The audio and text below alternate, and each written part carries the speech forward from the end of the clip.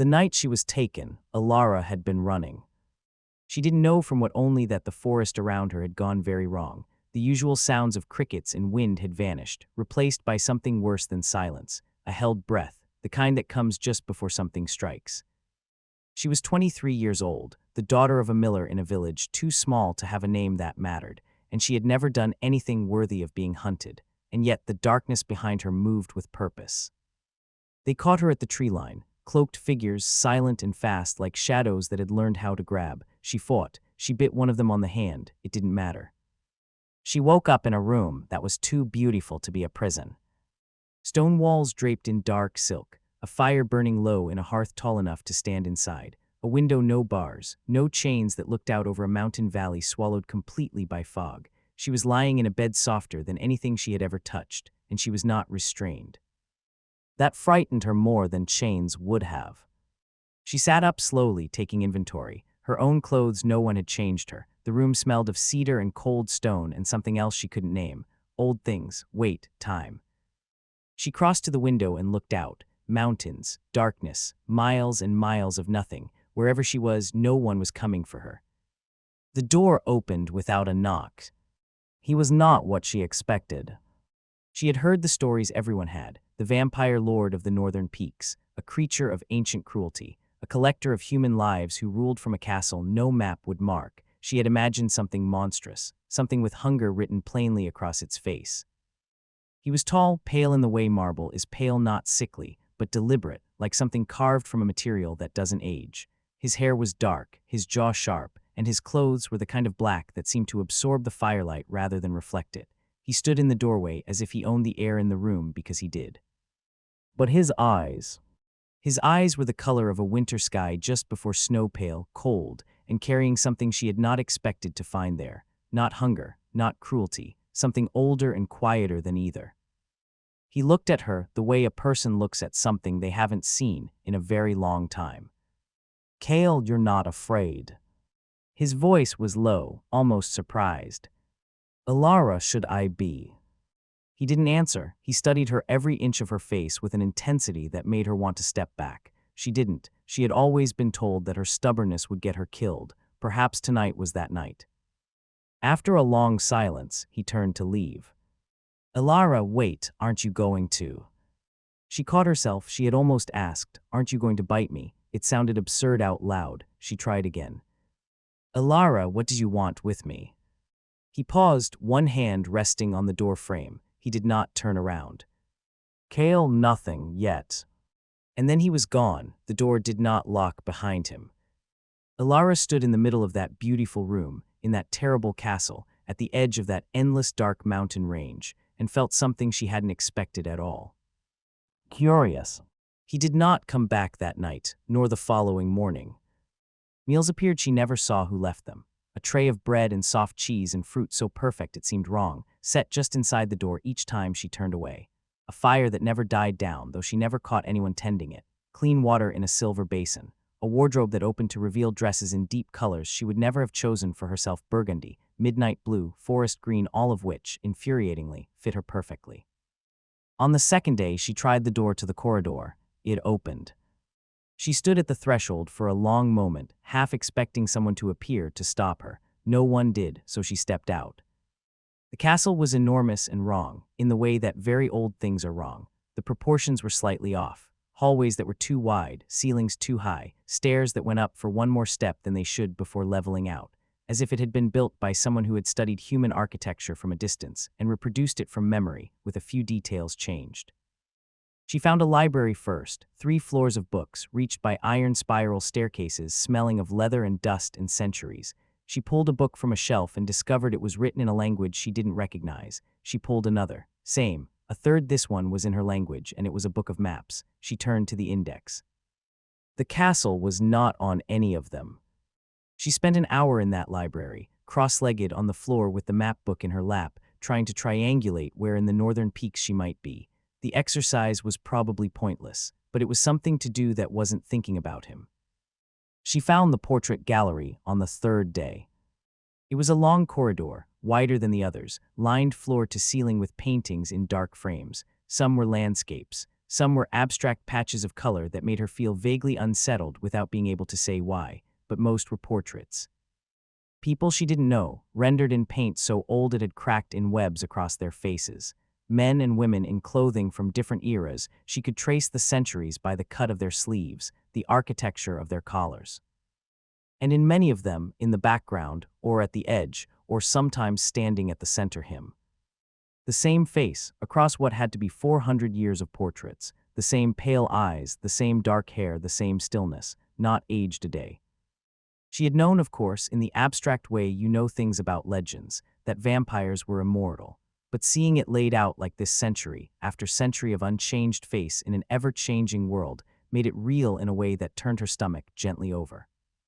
He had been here when her great-great-grandmother was born. He had been here long before her village existed. He would be here long after she was gone.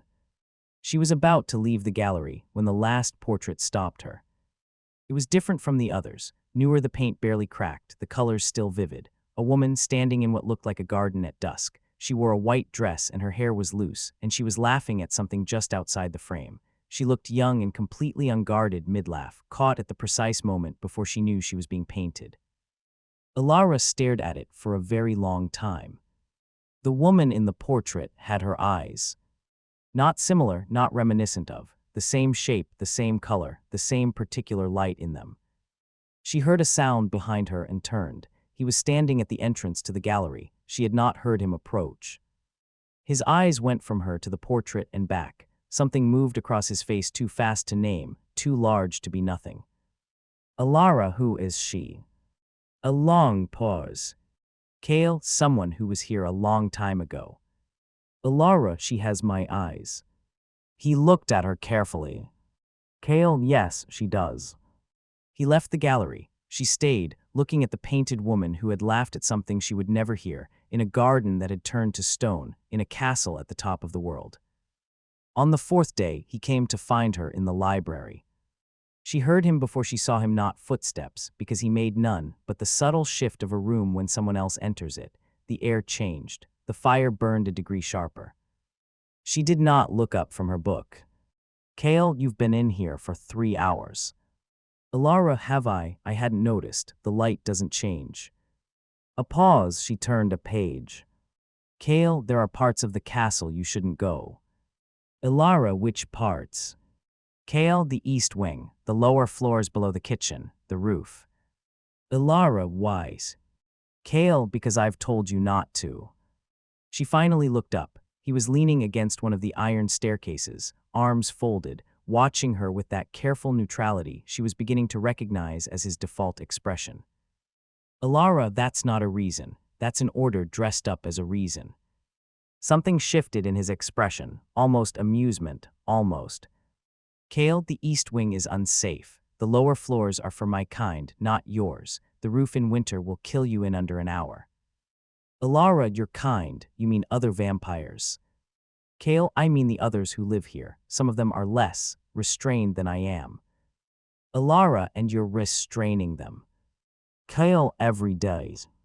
She held his gaze. He did not look away. Neither did she. Elara, why? Why keep me here and not turn me? Why protect me from your own people? What is it you actually want from me? He was quiet for a moment. She had the sense that he was choosing his words the way a surgeon chooses an instrument for precision, not comfort. Kael, I don't know yet. She waited. That was clearly not the whole answer. Kael, I saw you in the village 3 weeks ago. You were arguing with a merchant in the market. He'd shorted you on grain, and you stood your ground until he apologized, publicly. Elara blinked. She remembered that. The merchant had been twice her size and half again her temper. Kael, I haven't seen anyone stand their ground against something twice their size in a very long time. I found it notable. Elara, so you had me kidnapped. Kael, yes. Elara, that's genuinely the most unhinged thing I've ever heard. And there it was, the smallest pull at the corner of his mouth, gone almost before it appeared, but she had seen it. Kael, probably. He left her to her books, but she noticed that evening that a new stack had appeared on the reading table, books in her language on subjects she would actually want to read: history, cartography, botany. She didn't mention it, but she read every one of them. Weeks passed, she stopped counting them. A rhythm emerged, strange and particular: mornings in the library, afternoons exploring the parts of the castle she was allowed, evenings, more often than not, in the large sitting room on the second floor, where the fire was biggest and the chairs were deep. He came to that room most nights. Sometimes he talked. Sometimes he simply read in the chair across from hers, and they sat in silence that had gradually, without her noticing when it happened, stopped being uncomfortable. She learned things about him, the way you learn things about a language you weren't trying to study, by being in its presence long enough. He did not sleep, or if he did, it was elsewhere. She never found him with his eyes closed. He moved through the castle at night, and she would sometimes hear him, 3 floors below, his footsteps finally audible in the deep silence of 3 in the morning, pacing. He did not eat, not while she was watching anyway. There was no food for him at the table. She didn't ask about that directly. She didn't think she was ready for the answer.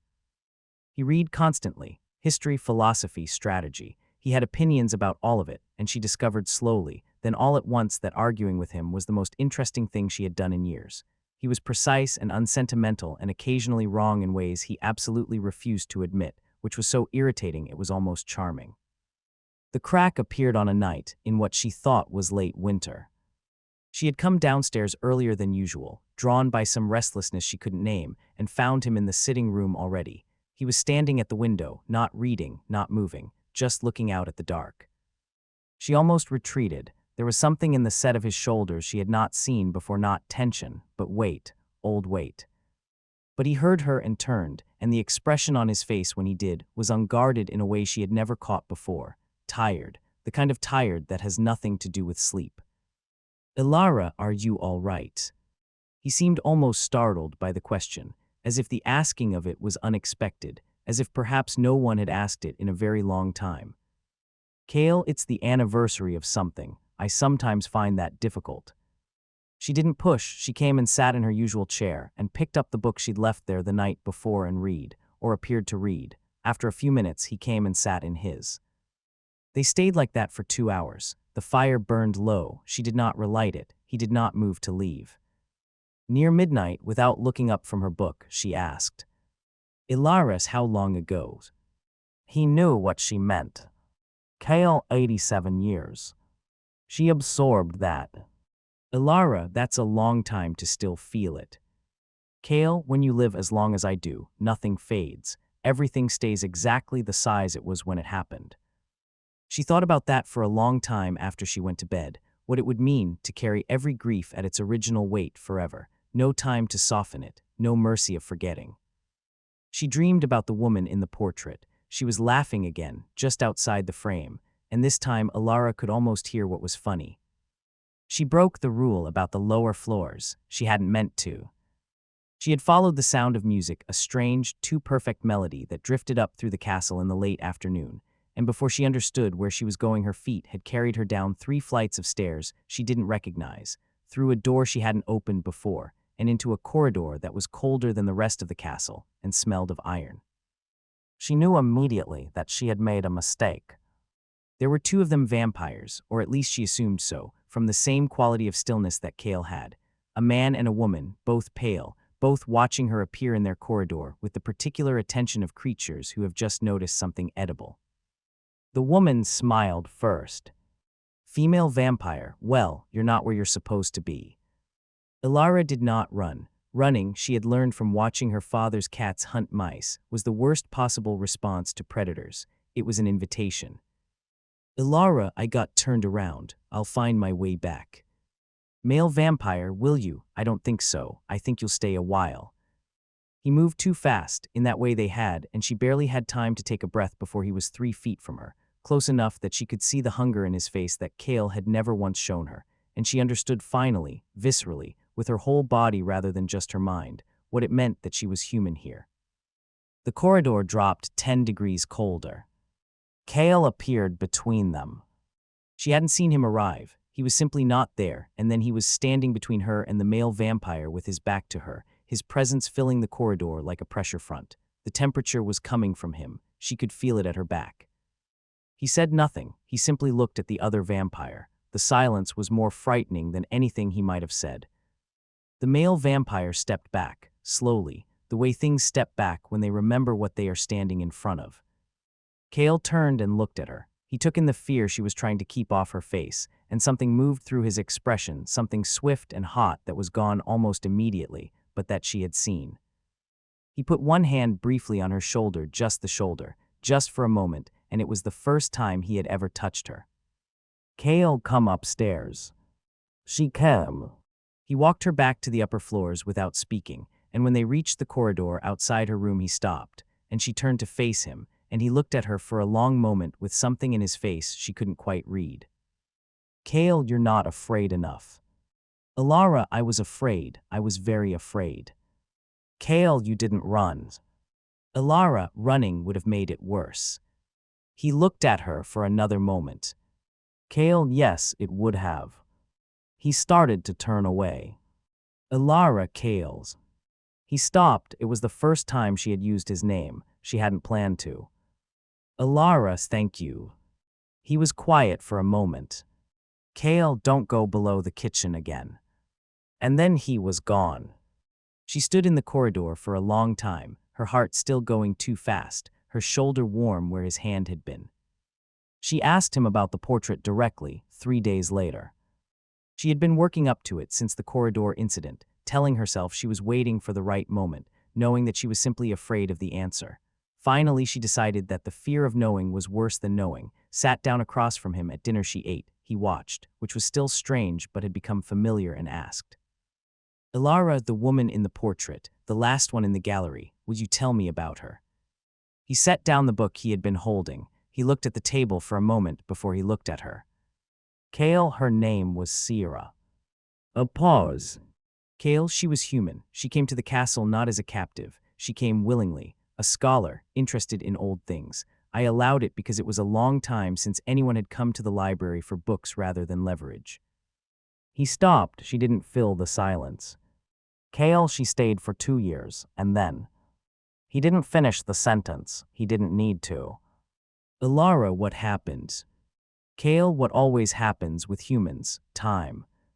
He said it simply, without self-pity, which was somehow worse than if he had said it with grief.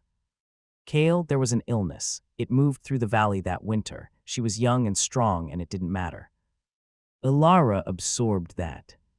"Elara and I look like hers." "Kael, around the eyes, and the way you hold your chin when you're about to argue with something." She didn't know whether to feel moved or unsettled by the precision of that observation. "Elara, is that why you brought me here? Because I remind you of her?" He considered the question honestly, which she had learned was the only way he considered anything. "Kael, at first, I saw you in the market and—" He paused. "Kael, I think I thought I could keep her somehow, a version of her, a continuation." His voice was completely level. That was what made it devastating. "Kael, but you're not her. You're entirely yourself, and I think I understood that within the first hour." "Elara, and yet you kept me here." "Kael, yes." "Elara, wise." He looked at her with those pale winter eyes, and for the first time since she had arrived, something in them was not controlled, not guarded, just present. "Kael, because I wanted to, because I find you." He stopped. He seemed to realize he was on the edge of something. "Kael, because the castle feels different when you're in it." The fire crackled. Outside, the mountain wind moved across the stone. She did not say anything, but she stayed at the table long after the meal was finished, and he stayed across from her, and neither of them reached for a book. He came to her room 2 days after that, and told her the path down the mountain was clear, that 2 of his people would escort her to the valley, that her village was half a day's ride south, and they would take her as far as the forest road. He said it the way he said everything, directly, without softening, looking at her face the whole time, and she could see, for all his steadiness, that he was waiting, that the answer mattered in a way he would not admit. She thought about it for a long moment. She thought about the village, her father's house with its low ceilings and drafty windows, the market with the grain merchant, the life she had been living, which had been a perfectly adequate life, a small and honest life, and which she had never quite felt fully fitted to. She thought about the library, the sitting room fire, the arguments about history and the long silences that had stopped being uncomfortable, the portrait gallery, and the woman who had laughed. She thought about his face, 3 days ago, on the edge of saying something he stopped himself from saying. Elara, if I go back, can I come back? Something moved behind his eyes. Kael, come back. Elara, to the castle, can I return? A long pause. Kael, you want to come back? Elara, I want to know if it's an option. I'm not going to stay somewhere I can't leave, but I might choose to stay somewhere I could leave. He looked at her for a moment that seemed to contain several of his centuries. Kael, yes, you can come back. She nodded. Elara, then I'll stay for now. He did not smile, but something in the stillness of him eased, in a way she felt rather than saw, like a long-held breath finally released. Kael, for now. It sounded like a promise. It was spring when things broke. She had been in the castle for 5 months, and in 5 months something had grown between them that neither of them had named and both of them had felt, and it was fragile in the specific way that unnamed things are fragile. It only needed one sharp edge. The sharp edge arrived in the form of a visitor. His name was Aldrich, and he was old. She could feel it even though he looked no older than 40, the way she had learned to feel age in the vampires who moved through the lower floors. Ancient, amused by everything. He arrived without warning one evening and filled whatever room he was in with the casual ease of someone who owned things, including other people's futures. He found her in the library. He looked at her with interest that was nothing like Kael's interest. Cleaner, she would have said, except that it wasn't cleaner. It was simpler. It was hunger. Aldrich, so you're the one he's keeping. Interesting. I thought he'd stopped collecting. She didn't like his smile. She liked even less the way he looked between her and the doorway, as if calculating something. Aldrich, how long has he let you run loose up here? He'll have to deal with that eventually. Things like you don't stay unturned when there are others in the house. Kael appeared in the doorway. The temperature dropped. Aldrich glanced at him with that same amused calm, said something in a language Elara didn't know, and left the library. His footsteps faded down the corridor.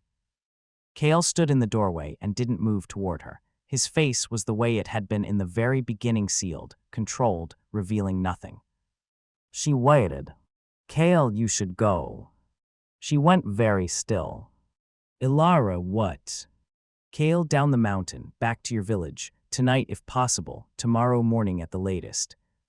Elara, because of him. Kael, because he's right, I've been. He stopped, his jaw tightened. Kael, this was foolish, keeping you here, letting you. He stopped again. He was not meeting her eyes. Kael, you need to go. Elara stared at him. She could feel something pulling tight in her chest, not quite hurt, not quite anger, something that was both and neither and worse than either separately. Elara's look at me. He didn't. Elara, Kael's look at me. He raised his eyes to hers, and what she saw there was not cold. It was the opposite of cold. It was the thing she had watched him work to contain for 5 months, pressed against every wall he had built, and it was the most frightened she had ever seen him. Elara, you're afraid. Kael, I'm being practical. Elara, you're afraid of losing another one. You'd rather send me away than. Kael, you don't understand what it costs. You can't. You've lived 23 years. The loss of you would follow me for centuries. His voice, finally, was not level. Kael, I cannot do it again. The words landed in the library like stone. She looked at him for a long time, the man who had stood unchanged across 400 years of portraits, who paced at 3 in the morning, who remembered the weight of grief with perfect clarity and no softening, who was standing in a library doorway, sending her away because the alternative was worse than her absence. She picked up her book. She walked toward the door. She stopped when she was level with him. Elara, I'll leave in the morning, but Kael. She looked at him directly. Elara, what you're afraid of losing, it's already real. Sending me away doesn't change that. She went to her room. She did not cry because she was too angry to cry, and she did not sleep because her mind was too loud. She packed slowly and then sat on the edge of the bed and stared at the fire and waited for morning. She was still awake when she heard it. A sound from below, not the usual movement of the castle at night, not Kael's pacing or the distant murmur of the lower floors. Something sharp and wrong, a crash, then silence. Then voices raised in that language she didn't know. She opened her door. The corridor was dark and cold and smelled suddenly of copper. She stood at the threshold and understood, with a certainty she had no evidence for, that something was very wrong. She should have stayed in her room. She went toward the sound instead. The staircase was chaos. Aldrich's people, not him, she realized, but those he'd brought with him. 3 of them she'd never seen were at the bottom, and one of Kael's was down, and Kael was in the middle of it with a coldness in his face she had never seen on him before. She saw all of this in the span of a second. She saw something else too. One of the 3 had seen her. He moved toward the stairs.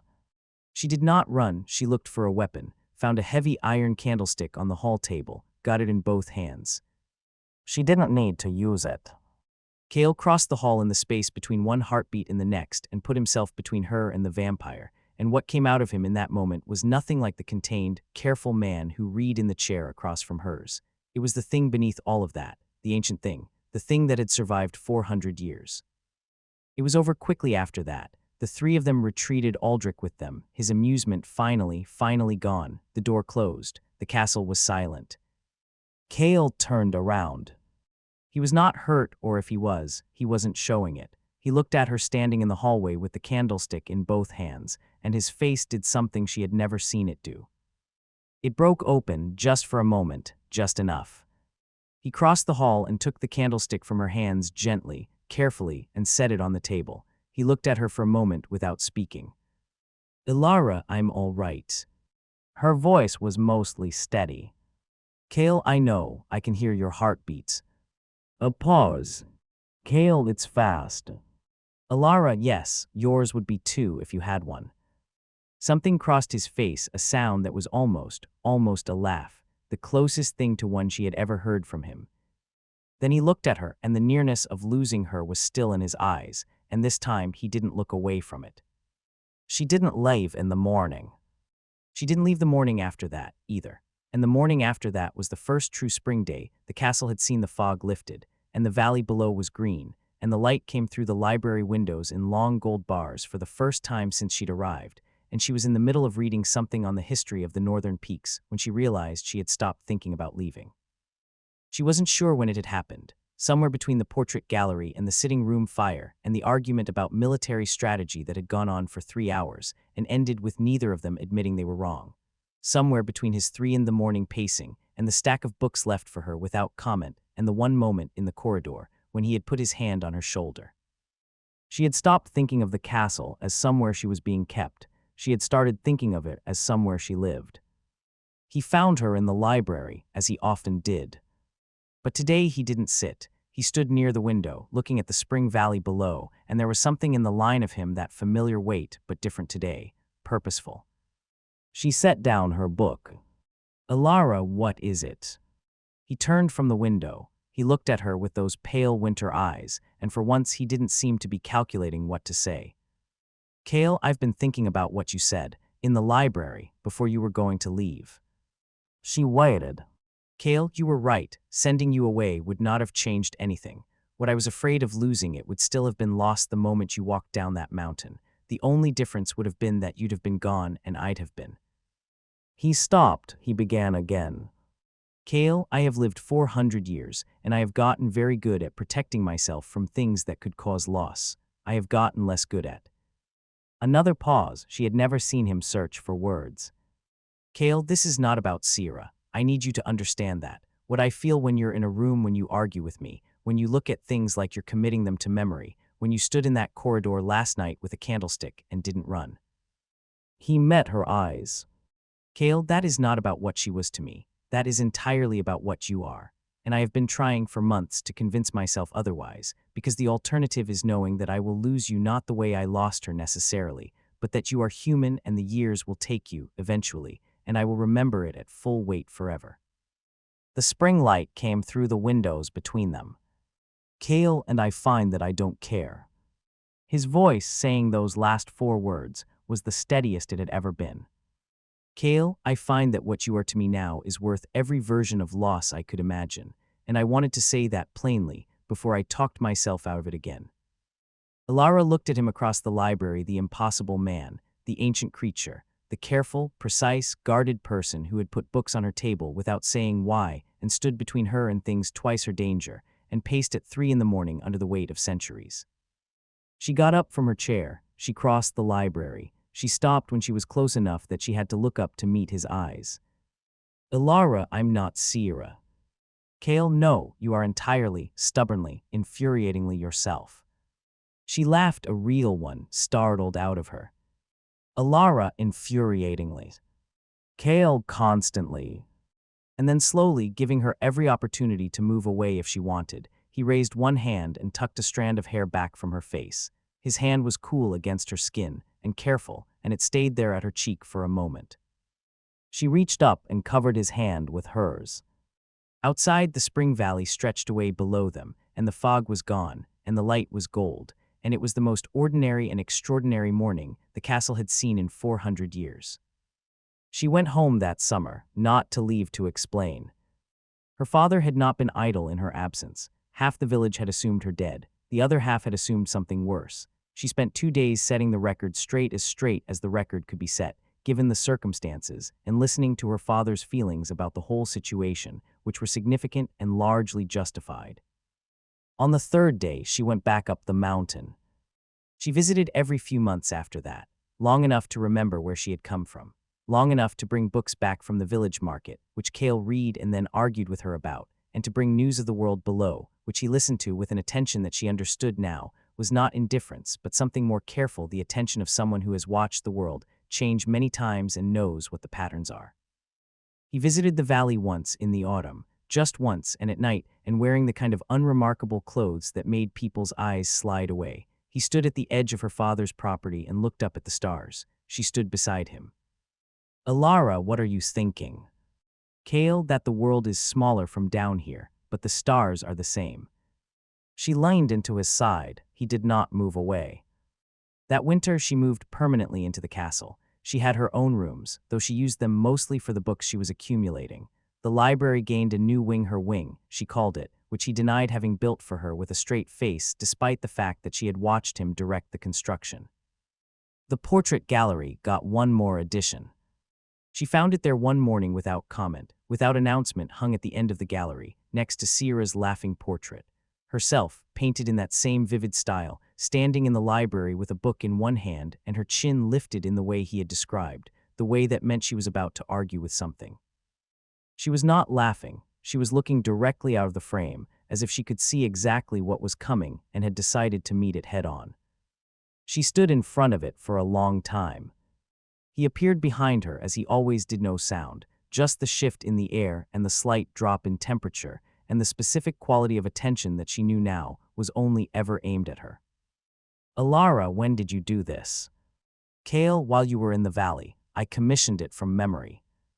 Elara, it's very good. Kael, I have an excellent memory. She turned to look at him. In the morning light through the gallery windows, even his stillness seemed warmer than it used to, or perhaps she had simply learned to read it. Elara, you didn't paint me laughing. Kael, no. Elara, wise. He looked at the portrait, then at her. Kael, because this is what you look like when you've already decided, and that is the version of you I wanted to keep. She held his gaze for a moment. Then she took his hand simply, the way you take the hand of someone whose presence has become as natural as breathing, and they walked together out of the portrait gallery, down the wide old corridor, into the morning. The castle settled around them, full and quiet. 400 years of stone and silence, and finally, something living at its heart.